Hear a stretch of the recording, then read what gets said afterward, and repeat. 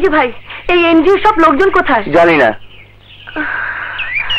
জানি না।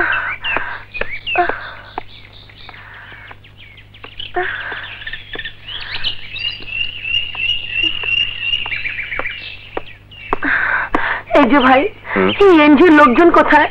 সবকিছু ভাঙচুর করা কেন বলতে পারেন? জানি না, আমি কিছু দিই নেই। হে আল্লাহ, আমার সোনালী বউ কোথায়? আমার বোনকে তুমি আমার কাছে ফিরিয়ে দাও। আমি এখন আমার বোনকে কোথায় খুঁজবো, কার কাছে যাব? I am very sorry to say, আপনার বোন 15 দিন ধরে নিখোঁজ। সোনালী আপু নিখোঁজ? আর এনজিওর বাকি লোকজন? ওরাও তার সাথেই নিখোঁজ। সুরক্ষা অফিসে গিয়ে শুধু কাগজপত্র ছাড়া আমরা আর কিছুই পাইনি। কি হয়েছে ওদের সবার? সবাই কি বাতাসে উড়ে গেছে? আহা, উত্তেজিত হবেন না মিস রূপালী।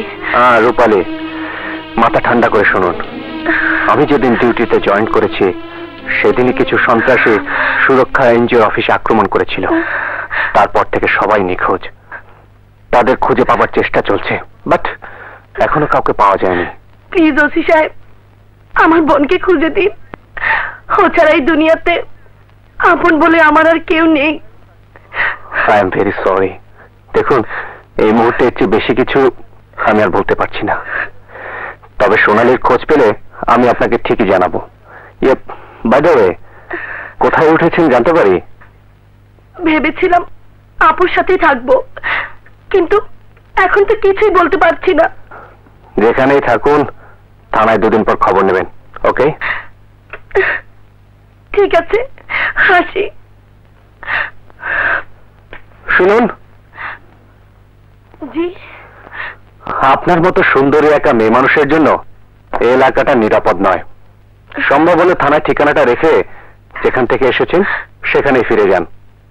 নিজের বোন নিখোঁজ জেনে আমি কি করে ফিরে যাই ওসি সাহেব? আপনার মানসিক অবস্থা আমি বুঝতে পারছি, কিন্তু আমাকে নিয়ে ভাববেন না। নিজেকে রক্ষা করার মতো শক্তি আর সাহস দুটোই আমার আছে। হাসি। ওকে।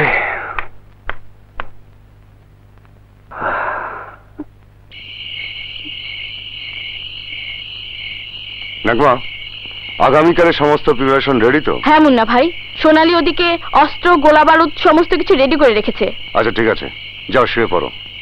আচ্ছা।